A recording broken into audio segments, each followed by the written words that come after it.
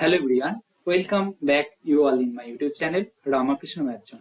Today मैं basically CSIR net और gate के बीच में क्या मेजर डिफरेंसेस हैं, मतलब क्या हम दोनों एक साथ पैरेलली दोनों को एक साथ प्रिपेयर कर सकते हैं, तो उन्हीं के बारे में हम लोग डिस्कस करने जा रहे हैं। ठीक है ना। फर्स्ट देखो, दोनों का सिलेबस देख लेते हैं। हम लोग क्या क्या करेंगे, सिलेबस देख लेंगे, क्वेश्चन पैटर्न देख लेंगे और कौन सा मेजर सिलेबस वाइज डिफरेंसेस है वो देख लेंगे और एग्जाम का मार्क्स डिस्ट्रीब्यूशन इसके बारे में देख लेंगे। ठीक है ना। तो first of all for CSIR net exam हम लोग क्या करते हैं, उनका सिलेबस के बारे में पता कर लेते हैं कि CSIR नेट एग्जाम उनका सिलेबस क्या है। देखो सिलेबस क्या है इनका, 4 डिफरेंट यूनिट्स होते हैं, मतलब जो सिलेबस में दिया होता है। ठीक है ना। उनमें से मेन है रियल एनालिसिस, लीनियर अलजेब्रा, ये दोनों यूनिट 1 में है। ठीक है। यूनिट 2 में है एब्स्ट्रैक्ट अलजेब्रा, उसके अंदर group theory, ring theory, field theory होता है और नंबर थ्योरी आते हैं, मतलब बहुत ही कम आता है, 1 और 2 क्वेश्चन आते हैं, कभी कभी 1 क्वेश्चन, कभी कभी 2 क्वेश्चन, कभी कभी पूछा ही नहीं जाता। ठीक है ना। और कॉम्प्लेक्स एनालिसिस है, बहुत अच्छे से मैं बोलूंगा ये सब के बारे में, और टोपोलॉजी है। ठीक है ना। ये प्योर मैथ्स का टॉपिक है। उसके बाद अप्लाइड मैथ्स का भी टॉपिक है। अप्लाइड मैथ्स का टॉपिक में से हम लोग क्या देखेंगे, ओडीई है, पीडीई है, न्यूमेरिकल है, CoV, integral equation, LPP, classical mechanics. ये हो गया आपका सिलेबस कि यूनिट 1, यूनिट 2, यूनिट 3। मैं यूनिट 4 के बारे में कुछ नहीं बोला हूं। ठीक है ना। What is unit 4?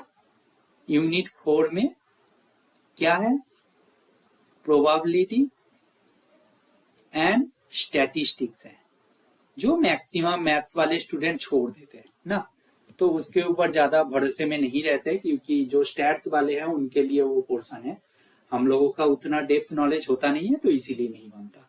अभी अभी मैं मेजर जो टॉपिक के ऊपर फोकस करना है उनके बारे में बोलने जा रहा हूँ। सी, रियल एनालिसिस आपको करना ही है, लीनियर अलजेब्रा आपको करना ही है। यहां से वेटेज देखो, टॉपिक वाइज मार्क्स डिस्ट्रीब्यूशन में लिख के रखा हूं, 50 to 70 मार्क्स आते हैं और यहां से 50 to 70 मार्क्स आते हैं। मैं दोनों का मिनिमम भी ले लू ना, मिनिमम भी 100 हो रहा है, मतलब ऑलमोस्ट 90 से 100।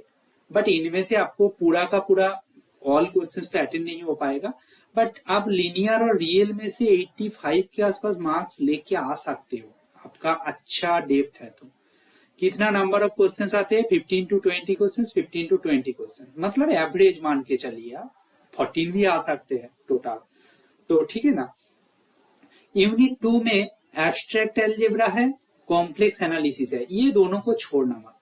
तो बात ये हो गया जो मैं स्टार देके जा रहा हूँ, real analysis, linear algebra, abstract algebra, complex analysis. ठीक है। प्योर में से ये चारों को पार्ट को छोड़ना मत। एब्स्ट्रैक्ट में से तो आप ग्रुप को छोड़ना ही मत, रिंग को भी थोड़ा बहुत ट्राई कर लेना, फील्ड यू कैन लीव, मतलब छोड़ सकते हो, मतलब प्रॉब्लम नहीं, बट ग्रुप थ्योरी तो एटलीस्ट करके जाना ही है। ठीक है। यहां से कितना कितना वेटेज आएगा, 28 से 35 एब्स्ट्रैक्ट अलजेब्रा आते हैं, कॉम्प्लेक्स एनालिसिस 25 से 35 आते हैं। कॉम्प्लेक्स एनालिसिस में बोलूं तो सीरियसली स्ट्रेट फॉरवर्ड क्वेश्चन होता है, हाँ सच में, बट अब पहले से प्रैक्टिस करके नहीं जाओगे तो एग्जाम हॉल में बहुत दिक्कत आएगा। वो फॉर्मूला को कैसे यूज करते हैं उस टाइम दिमाग काम नहीं करेगा, फॉर्मूला याद रखोगे तो। ठीक है। फॉर्मूला मीन्स आपका थ्योरी मैं बोल रहा हूँ, ऐसा नहीं बस डायरेक्ट फॉर्मूला, तब भी नहीं हो पाएगा। आप कुछ क्वेश्चंस करके जाओ, आपको पैटर्न पता चलेगा। ठीक है। ये 6 to 8 क्वेश्चंस आते हैं, ये भी 6 to 8 क्वेश्चन आते हैं। देखो नंबर थ्योरी को मैं कुछ नहीं बोल रहा हूँ, क्योंकि नंबर थ्योरी से कभी बेसिक आ गया तो कर देना, नहीं आया तो स्किप कर देना। टोपोलॉजी भी सेम है, छोड़ सकते हो, टोपोलॉजी भी ह्यूज कंटेंट है, उसको छोड़ोगे फिर भी हो जाएगा, नेट में हो जाएगा, गेट में दिक्कत आएगा मैं बोलूंगा। ठीक है। तो ये तो बस नेट का सिलेबस बोल रहा हूँ। ठीक है। नाउ अप्लाइड में जो है ओडी है, पीडी है, ये आपको करना ही है। आपको देखो 110 प्लस मार्क्स चाहिए, और आप सेल्फ स्टडी कर रहे हो और छोटा मोटा यूट्यूब चैनल से मतलब थोड़ा बहुत देख रहे हो और PYQ सॉल्व कर रहे हो, ये सब से कर रहे हो ना, मतलब उतना टाइम नहीं दे पा रहे हो। जैसे कोई बड़ा सा इंस्टीट्यूट में ज्वाइन कर लिए हो, 6 मंथ्स रात दिन करके पढ़े हो, ऐसा होगा तो अलग बात है कि वो लोग बोलेंगे मेरा तो रियल और लीनियर से ही हो गया था, एब्स्ट्रैक्ट से ही पूरा 150 आ गया था, तो उनका अलग बात है, ठीक है। बट मैं मिडिल क्वालिटी का, जो स्टूडेंट एकदम मिडिल क्वालिटी का होते हैं उनके बारे में बात कर रहा हूँ, ठीक है। ओडी पीडी आपको करना ही है, सीधी बात। 15 to 20 मार्क्स, मतलब 15 मार्क्स 20 मार्क्स। देखो ओडी पीडी मिला जुला के तो 35 के आसपास, 30 के ऊपर तो आएगा ही, और वो होता है। मैं बाद में जब दोनों के बीच में बोलूंगा कि कौन सा, मतलब दोनों को कंपेयर कैसे कर सकते हो, दोनों का प्रिपरेशन पैरेलली हो सकते कि नहीं, मैं उसके बारे में जब बोलूंगा तब बोलूंगा, ठीक है ना। ऐसा क्वेश्चन आते हैं इतना, और न्यूमेरिकल एनालिसिस से एक दो क्वेश्चन आता है, straight forward heat and trial method से आप कर सकते हो। सीओबी इंटीग्रल इक्वेशन ना आपको करके जाना चाहिए, क्योंकि देखो यहां से मैं लिख के रखा हूं 7.75 मीन्स 3 + 4.75 मार्क्स, ठीक है। मतलब एक क्वेश्चन पार्ट बी में, एक क्वेश्चन पार्ट सी में, दोनों पोर्शन से मैक्सिमम टाइम पूछा जाता है, और वो आपसे बन जाएगा स्ट्रेट फॉरवर्ड फॉर्मूला बेस्ड, ठीक है ना। इसीलिए करके जाना चाहिए। मतलब कभी भी कुछ भी हो सकता है, आपका प्योर मैथ बहुत स्ट्रांग हो सकता है। जैसे मैं जब गया था, मैं प्योर मैथ्स के भरोसे पे ही गया था, बट मैं उस टाइम इंटीग्रल इक्वेशन को शायद थोड़ा बहुत देख के गया था, एक क्वेश्चन शायद 3 मार्क्स का बन गया था। सीओबी मैं देख के नहीं गया था, मेरा गया हुआ नहीं। बट ऐसे नहीं जाना चाहिए, जाओगे तो एडवांटेज है, ठीक है ना। एलपीपी से ग्राफिकल मेथड से क्वेश्चन आता है, मैं बोल रहा हूँ बहुत ज्यादा वो एलपीपी गेम थ्योरी में जाने का कोई जरूरत नहीं है, ग्राफिकल मेथड से सीधा सीधा एलपीपी में क्वेश्चन बनता है, ठीक है। और क्लासिकल मैकेनिक्स इसके अंदर है। देखो CoV integral equation, classical mechanics, ये जो सीओवी इंटीग्रल इक्वेशन और क्लासिकल मैकेनिक्स, ये तीनों ओनली फॉर नेट, ठीक है। नंबर थ्योरी ऑल्सो नेट में ही आते हैं, ठीक है, सीधा बात है, ठीक है। बाकी आता नहीं है, ठीक है, गेट में, ठीक है। ये हो गया।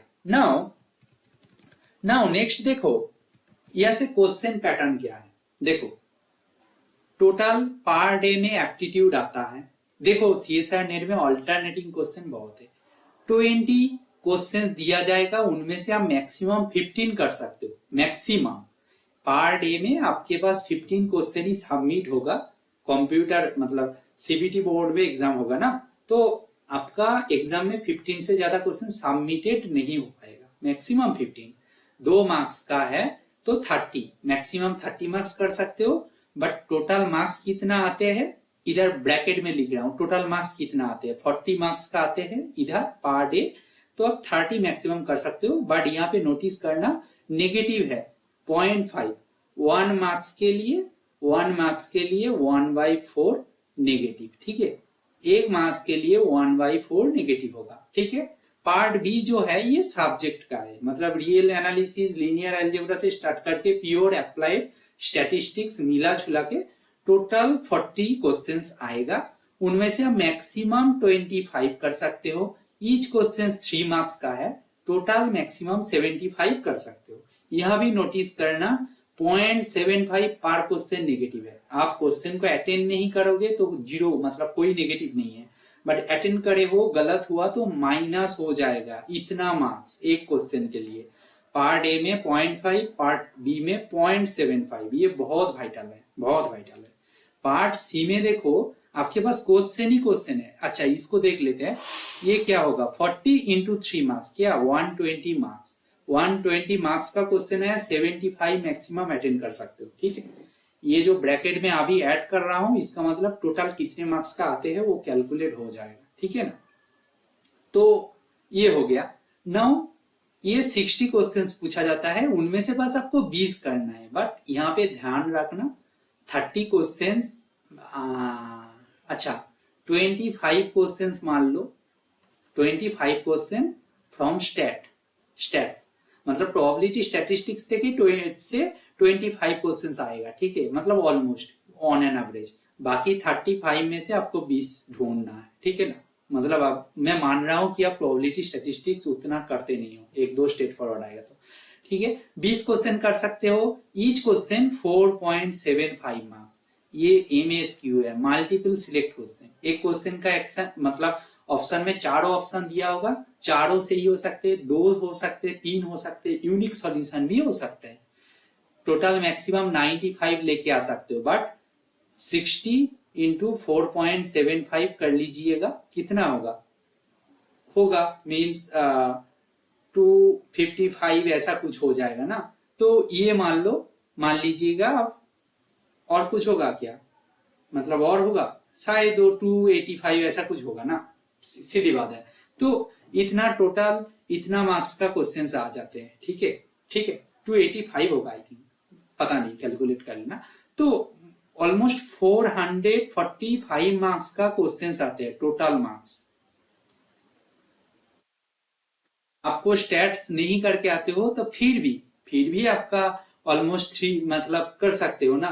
250 मार्क्स में से आपको 200 ढूंढना है, उनमें से भी 110 प्लस तो सेव है, जेआरएफ मिल जाएगा, जेआरएफ आपका क्वालिफाई हो जाएगा।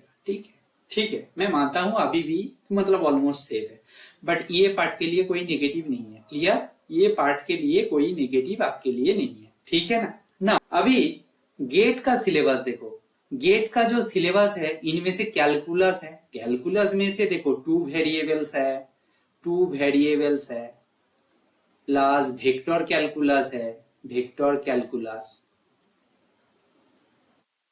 प्लस इंटीग्रल कैलकुलस है, ठीक है ना, इंटीग्रल कैलकुलस, ठीक है। देखो 2 वेरिएबल्स आप रियल एनालिसिस में सीएसआर में भी करना है, 2 वेरिएबल्स को आप छोड़ नहीं सकते हो, कैलकुलस ऑफ वेरिएशन जो है, सॉरी मतलब 2 वेरिएबल्स 1 वेरिएबल जो है वो क्वांटिटी डिफरेंशिएबिलिटी लिमिट ये सब के बारे में ना, directional derivative, partial derivative, total derivative ये सब, ठीक है ना।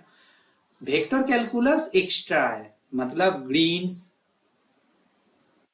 Green's theorem, Stokes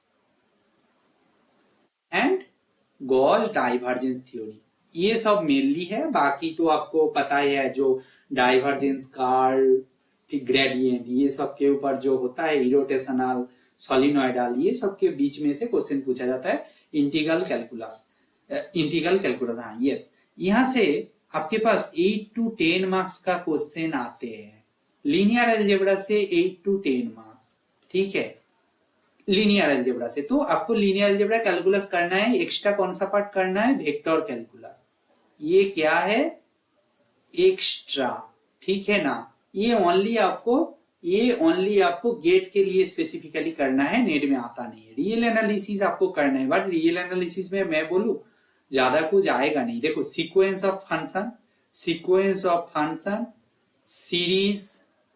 of function, ठीक है, आपको वो सीरीज, सीक्वेंस, ये सबसे क्वेश्चन नहीं पूछा जाएगा। Sequence of function, series of function, power series, ये सब मेनली है। बाकी जो है ना मैट्रिक्स स्पेस है एंड मेजर थ्योरी, ठीक है, समझ रहे हो। रियल एनालिसिस जो है ना आपको बहुत मेहनत करना पड़ेगा इधर, जो हम लोग बीएससी एमएससी में करते आए थे, मतलब जो रियल एनालिसिस बोलते हैं उनमें से कुछ नहीं होने वाला गेट में, सीधा बोल रहा हूं। Sequence of function, series of function, uniform convergence से के बारे में, पावर सीरीज के बारे में पूछा जाएगा। ये तो पावर सीरीज फिर भी ठीक है, sequence of function, series of function बहुत अच्छे से करना है। यूनिफॉर्म कॉन्टिन्यूटी, यूनिफॉर्म कन्वर्जेंस के बारे में बहुत अच्छे से करना है, आपको करना है, वहां से क्वेश्चन आता है। फंक्शन का, sequence of function, series of function के बारे में ये सब करना है, ठीक है। तो ये पोर्शन आपको बहुत मेहनत से करना है। मैं बोल रहा हूं, मैं 3 बार गेट एग्जाम दिया हूँ, बीएससी के साथ दिया था, आईआईटी जैम के साथ एक बार दिया था, उस बार भी मेरा क्वालिफाई हो गया था, बट क्वालिफाई हुआ क्योंकि बहुत सारे पता नहीं था उस टाइम, कॉम्प्लेक्स वगैरह, ओडीपीडी, जो लेवल का ओडीपीडी चाहिए उस टाइम तक कुछ नहीं हुआ था, तो नहीं हुआ था। रियल एनालिसिस तो छोड़ ही दीजिएगा, जो रियल एनालिसिस में बोल रहा हूँ मैट्रिक्स स्पेस और मेजर थ्योरी। और एक बात देखो, मैट्रिक्स स्पेस में से टोपोलॉजी से इस बार बहुत सीधा क्वेश्चन आया था, फिर भी मैं बोलूंगा एग्जाम हॉल में आपको मिक्सर बनाते हैं। कुछ लोगों का बहुत अच्छा प्योर में वो सब टॉपिक में नॉलेज होता है, वो लोग बना देते हैं, उनका डेप्थ इतना है, बट हम लोगों से कभी कभी होता है कि मतलब जो मिडिल स्टूडेंट है, जो बस बोलते हैं कि ऐसे प्रैक्टिस और थोड़ा बहुत थ्योरी के ऊपर एग्जाम हॉल में जाते हैं, ओनली गेट एग्जाम, उनके लिए भी सीएसआर नेट बहुत डिफिकल्ट है, मैं बोलूंगा ना। तो रियल एनालिसिस का ये पोर्शन से भी 7-8 मार्क्स आते हैं और यही आपको डिफरेंस कर देंगे। मेजर थ्योरी से अभी बहुत क्वेश्चंस आने लगा, 5 मार्क्स आ जाते हैं, मेरा बात मान लेना भाई, मेजर थ्योरी से 5 मार्क्स आ जाते हैं, ठीक है ना।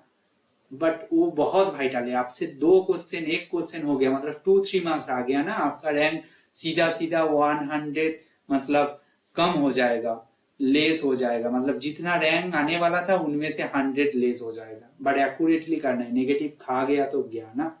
तो रियल एनालिसिस में मैं बोला हूँ ये पूरा पूरा ही अलग से मेहनत करना है, जो नेट में उतना ज्यादा वाइटल है नहीं। उधर सीधा सीधा क्वेश्चन पूछा जाएगा, differentiability, direction, derivative, limit, continuity, sequence of function, series of function, power series, point set in are, वैसे क्वेश्चन पूछा जाएगा। सीक्वेंस सीरीज, ये सब सीधा सीधा क्वेश्चन पूछा जाएगा, यूनिफॉर्म कंटिन्यूटी। बट इधर ऐसा नहीं है, ठीक है। कॉम्प्लेक्स एनालिसिस आप मान के चलिएगा सेम सिलेबस है, सेम ऑलमोस्ट, 1-2 टॉपिक छूट रहा है वो भी कर लेना, 6 to 7 मार्क्स ये भी आ जाएगा, ठीक है। ये नेट के लिए सेम सेम है। देखो इसको मैं बोल रहा हूं ये सेम है, जो डबल ए दे रहा हूं ये सेम नहीं है, रियल का छोटा मोटा पार्ट से ही है, ठीक है ना। अच्छा इसको मैं कलर कर देता हूं अलग से, क्योंकि मिक्सर हो जाएगा, ठीक है ना। तो देखो कैलकुलस ऑफ वेरिएबल्स ये करना है बस वेक्टर को छोड़ के, मतलब दोनों में सेम सेम है, लीनियर अलजेब्रा सेम सेम है, कॉम्प्लेक्स भी सेम सेम है, ओडी पीडी अलजेब्रा ये सब थोड़ा बहुत ऑलमोस्ट सेम सेम है, ठीक है। ऑलमोस्ट आप मान के चलिएगा सेम सेम है, ठीक है। ओडी में से आपको 6 to 8 मार्क्स पूछा जाएगा। देखो मोर और लेस 5 मार्क्स भी पूछा जा सकता है। मैं इसको पहले से नहीं लिख के रखा, अभी बस रैंडमली पुट कर रहा हूँ, 8 to 10, 8 to 10, 7 to 8। क्यों भाई? क्योंकि ऑलमोस्ट ऑल टॉपिक का वेटेज इधर सेम होता। नेट में क्या होता है, अब रियल, लीनियर, एब्स्ट्रैक्ट थोड़ा बहुत, ग्रुप थ्योरी और कॉम्प्लेक्स एनालिसिस पढ़ के जाओ, इधर से ओडी पीडी पढ़ के जाओ, आपके पास कॉन्फिडेंट है और एप्टीट्यूड थोड़ा बहुत आता है तो आपका 110 मार्क्स आ जाएगा। बट इधर नहीं आएगा, इधर पूरा का पूरा वेटेज सेम है, ठीक है। अच्छे से देखिए आप, ठीक है। ओडीपीडी हो गया। एलजेब्रा में से मैं तो बोलूंगा 6 to 10 मार्क्स, क्योंकि इधर भी वो ग्रुप है, साथ में क्या है, रिंग है, एंड क्या है, फील्ड है। इधर वो गैलोआ थ्योरम जो फील्ड एक्सटेंशन है ना, उनमें से भी क्वेश्चन पूछा जाता है, ये उस सिलेबस है। तो देखो आप मतलब आप बिलीव रखिए, कैलकुलस अच्छे से करके जाओगे, लीनियर अलजेब्रा करके जाओगे, कॉम्प्लेक्स और रियल का क्या क्या, sequence of function, series of function, power series, uniform continuity of sequence of function, series of function के बारे में, ठीक है। ये सब करके जाओगे, ओडी करके जाओगे, पीडी करके जाओगे, और एल्जेब्रा से एटलीस्ट ग्रुप थ्योरी करके जाओगे। रिंग थ्योरी को जिनका आता है अच्छा है, नहीं आता है तो मैं बोल रहा हूं स्किप करो। न्यूमेरिकल एनालिसिस नेट में क्या बोला था, हीट एंड ट्रायल मेथड से एक क्वेश्चन बन जाएगा, एक क्वेश्चन पूछा जाएगा कि 2 क्वेश्चन हुआ सही है, नहीं हुआ तो कोई प्रॉब्लम नहीं। देखो नेट का क्वेश्चन क्वालिटी हाई होता है, बट नेट में ऑप्शन बहुत रहता है ना, बट इधर ऐसा है नहीं।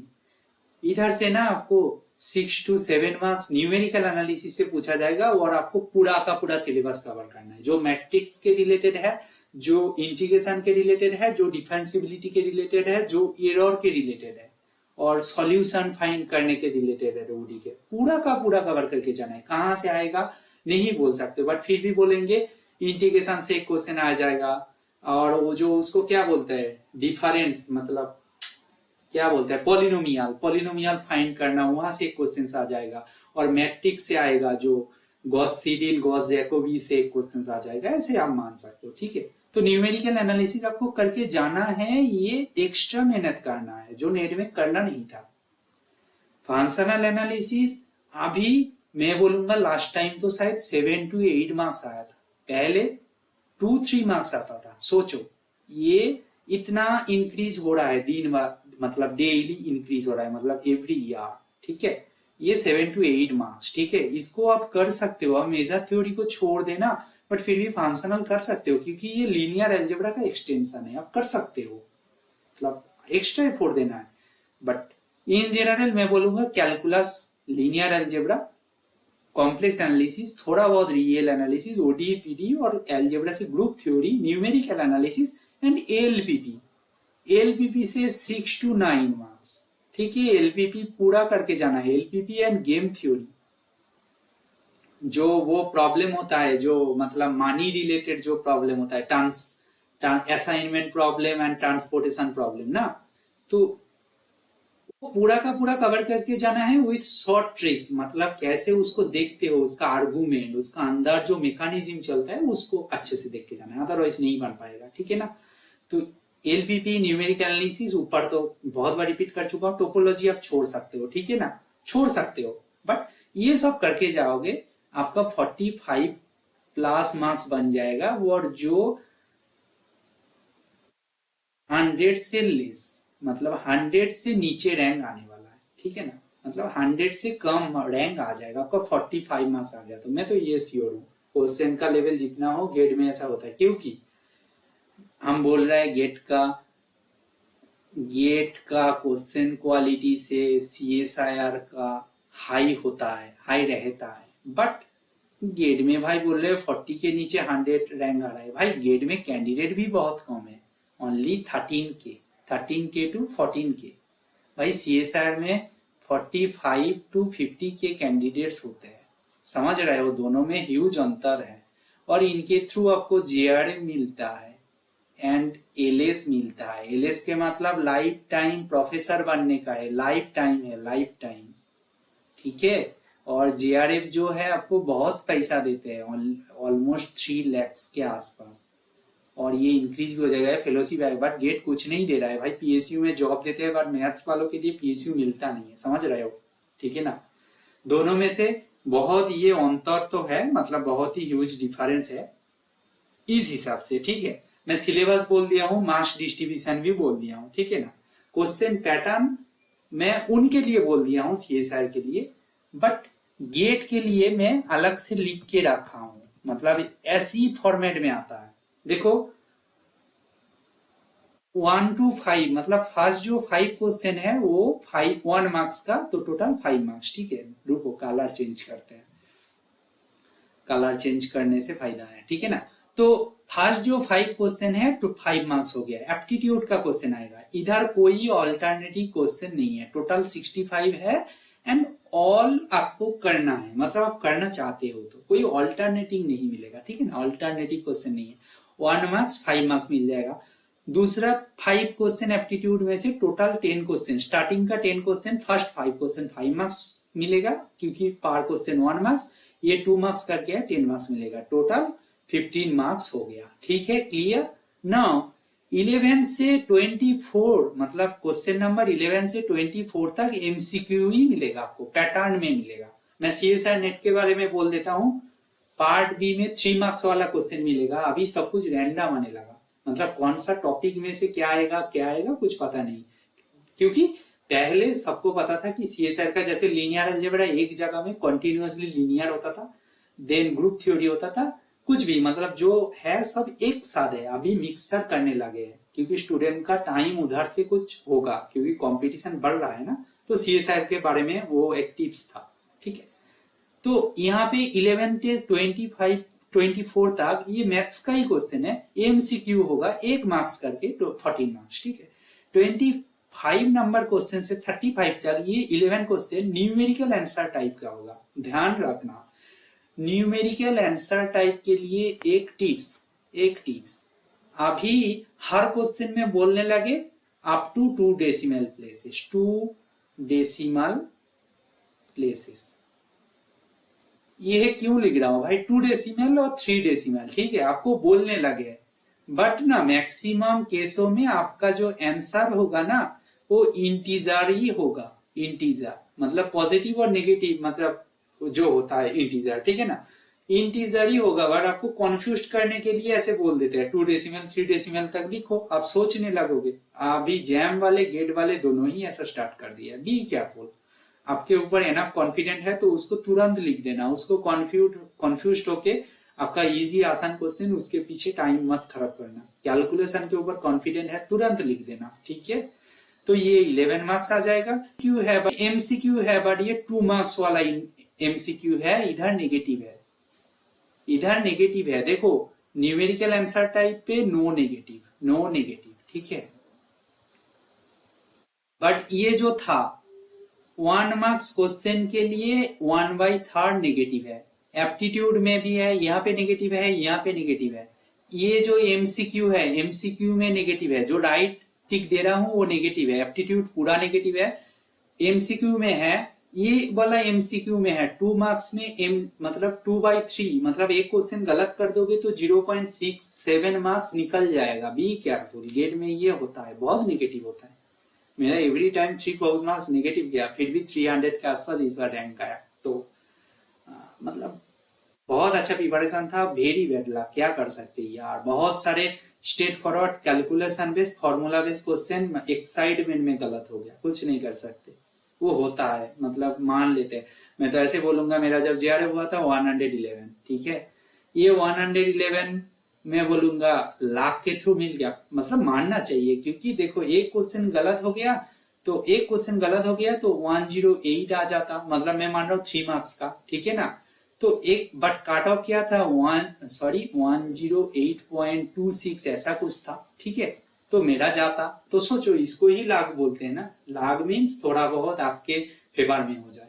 तो ऐसे ही इस बार मेरा गेट में इजी क्वेश्चन गलत हो गया, क्या कर सकते हैं यार, मान लेते हैं, कुछ नहीं कर सकते। क्योंकि एक तो दिया है, दूसरा में एक्सपेक्टेशन था कि 100 के नीचे आ जाए, मतलब अच्छा था कॉन्सेप्ट, मतलब प्रिपरेशन अच्छा था। क्योंकि अभी एमएससी 4th सेमेस्टर खत्म होने वाले हैं, हमारा इंस्टीट्यूट का सिलेबस भी अच्छा है, तो हो गया था। बट क्या करे, बैड लक, कुछ नहीं कर सकते।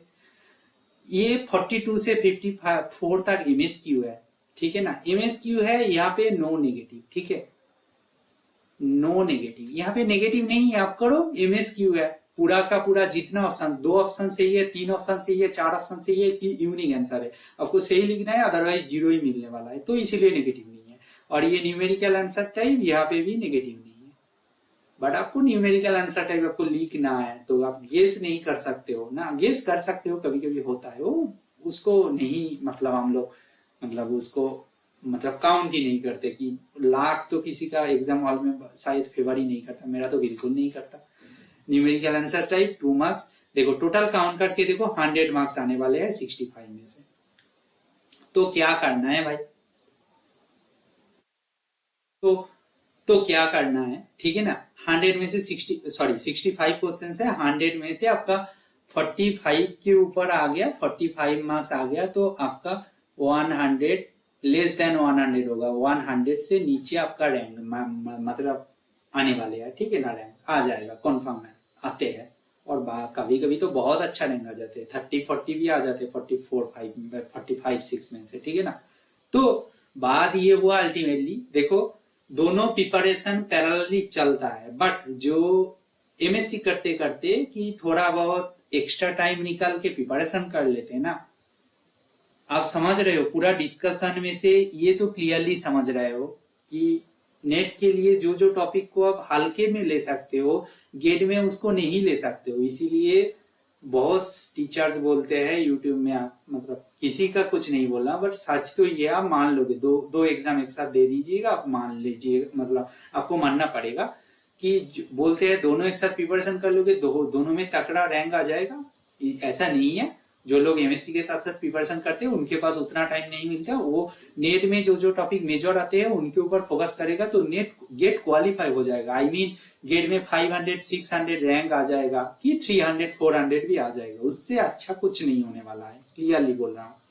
किसका आता है, जो एमएससी खत्म कर लिया, कोचिंग लिया और सेल्फ स्टडी लिया, 6 मंथ्स बहुत अच्छे से प्रिपरेशन कर रहे हैं, नेट गेट का सिलेबस ऑलमोस्ट सेम है, लोग मेजर थ्योरी और फंक्शनल को एक्स्ट्रा पढ़ लेते हैं, वेक्टर भी पढ़ लेते हैं, तो दोनों ये तीनों टॉपिक पढ़ लिया, और उधर सीओबी इंटीग्रल इक्वेशन, मतलब फंक्शनल मेजर गेट नेट में भी काम आ जाएगा, ठीक है ना। बाकी ये जो COB integral equation vector calculus, ये 2 दिन का काम है, तो इतना कर लिया तो उनका लगता है कि उनका बाकी न्यूमेरिकल एनालिसिस, एलपीपी, ये सब बहुत अच्छे से मतलब कंप्लीट किया, देन लगता है उनका नेट में भी 2 डिजिट रैंक आया, मतलब जेआरएफ में, और गेट में भी 2 डिजिट आया। वो लोग बोलते हैं दोनों पैरेलली प्रिपरेशन कर सकते हैं, बट रियलिटी ये है, अब ओनली नेट में फोकस करके जाओगे तो गेट में क्वालिफाई हो जाएगा। मैं वो 500-600 रैंक को ही क्वालिफाइड बोल रहा हूँ जस्ट, ठीक है ना।